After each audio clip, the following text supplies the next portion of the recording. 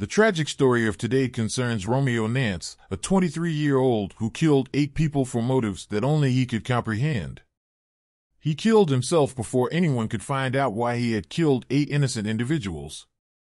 Law enforcement and the community were left with no clarification regarding this case. As we get started, if you're having mental health issues, please talk to your loved ones or seek professional assistance. Before we begin this video, we would like to express our deepest sympathies to the family and friends who were severely affected by this horrible crime.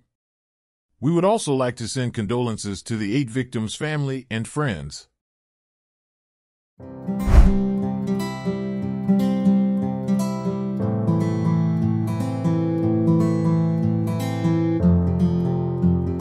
Today's case takes us to Joliet. Joliet is a city located in Wont County, Illinois. The city has a population of around 150,000 residents. Joliet is situated in northeastern Illinois, approximately 40 miles southwest of Chicago. It is often referred to as Prison City due to the presence of several correctional facilities, including the Stateville Correctional Center and the Joliet Correctional Center, which have been featured in movies and television shows. I've been a policeman 29 years. This is probably the worst crime scene I've ever been associated with. January 2nd, 2024, around 4:15 p.m., a 42-year-old man who was taking stuff out of his car on the 200 block of Davis Street in Joliet. Romeo Nance pulled over for a short while, spoke with the man, then continued driving. Nance came around the opposite side of the street after the man had crossed, opened fire, hit the man in the leg, and then drove off. Around 10 minutes later, the Wont County Police discovered 28-year-old Toyosi Bakare bleeding profusely from an external gunshot wound when they arrived at the scene of the shooting at the Pheasant Run apartment complex in the unincorporated Joliet Township on Sunday. He was transported to a hospital, where he died of his injuries. Toyosi was originally from Nigeria. He had been living in the area for 3 years. The sheriff's office was able to identify the offender and car based on security footage from the shootings, but neither could be located. At around midnight, deputies set up surveillance near Nance's residence on the 2200 block of West Acres Road in Joliet. After roughly 12 hours, deputies approached Nance's residence, discovered blood outside, and forced entry. Inside, they discovered Tamika Nance, 47, and William Esters II, 35, both dead from gunshot wounds. Officers searched a second house on the same block because it was occupied by some of Nance's family members. Within, they found Christine Esters, 37, Joshua Nance, 31, Alexandria Nance, 20, Angel Nance, 14, and Alana Nance, all of whom had died from gunshot wounds. Police identified Romeo Nance as a suspect. He was also recognized as a suspect in a Sunday shooting that killed 1 person. Police felt that the Sunday shooting was related to the Monday shooting. The authorities, however, were unable to ascertain the motive. They stated that Nance was familiar with the 7 victims discovered in 2 nearby Joliet homes. Court records reveal Nance has a criminal past, with at least 19 charges dating back to 2019, the majority of which were for driving offenses.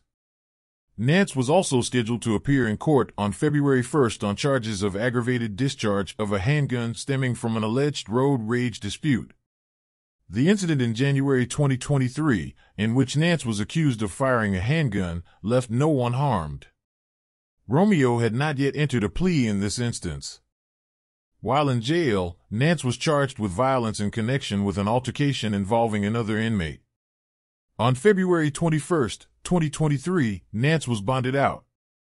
In March 2023, 2 months after Romeo's arrest and 6 months before cash bonds were abolished, someone paid the needed 10%, or $10,000, to release him from custody.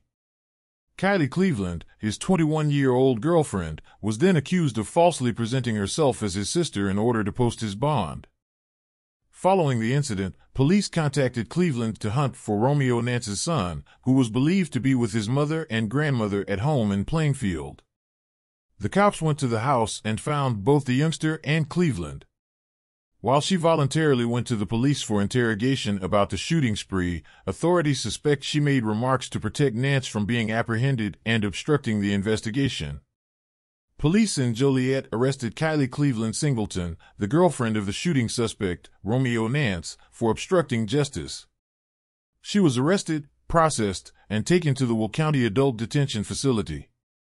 Cleveland was eventually released, although she was meant to remain on electronic surveillance.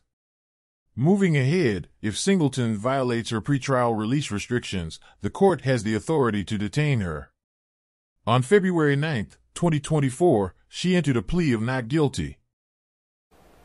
Just last month, 7 members of the same family were murdered in Joliet. Police say their own relative, Romeo Nance, was the killer.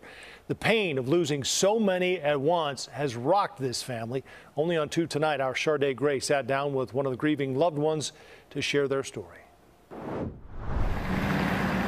On a cold day last month, the unimaginable happened. How do you move forward with losing 7 family members all at once to even find some sort of normalcy? Moment by moment. Moment by moment. More than 2 weeks later, on this unseasonably warm day, the pain of losing so many in her family still lingers for Kara Esters. I thought losing our mother was the most difficult thing I've ever experienced because I was younger. But this, I lost all my siblings in one fell swoop, and I lost most of my nieces and nephews in one fell swoop. Her family members were found dead in 2 homes in the 2200 block of West Acres. Greatly loved people. January 28th, family and friends gathered to remember each lost soul. Joshua, please release. He enjoyed life, and he always found a way to make good times wherever he went. In the name of Christine. My big sister, Chrissy. Everybody who met Chrissy loved her. And I know it's been said time and time again, but she was truly an angel on earth. In the name of William Nance, please. My brother, my protector. He always made sure everyone around him was safe. She was my rock.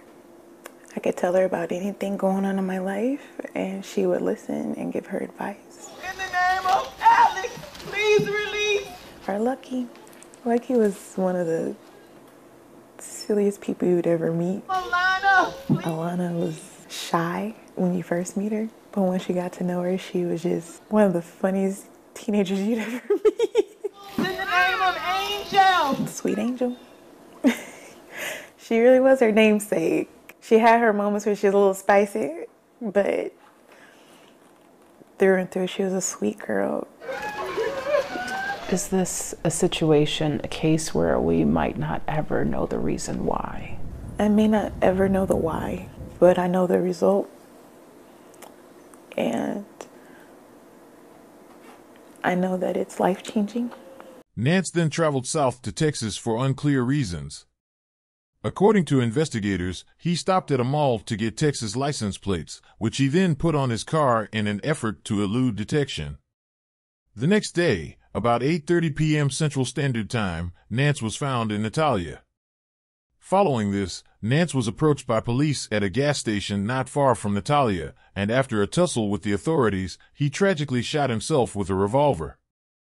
All of the victims were related to Nance, with the exception of Bakar and the injured 42-year-old male, but authorities think Bakar had some sort of relationship with Nance. Sadly, the reason for this tragedy will never be known, but we wish the family the serenity and fortitude to move on from this awful circumstance.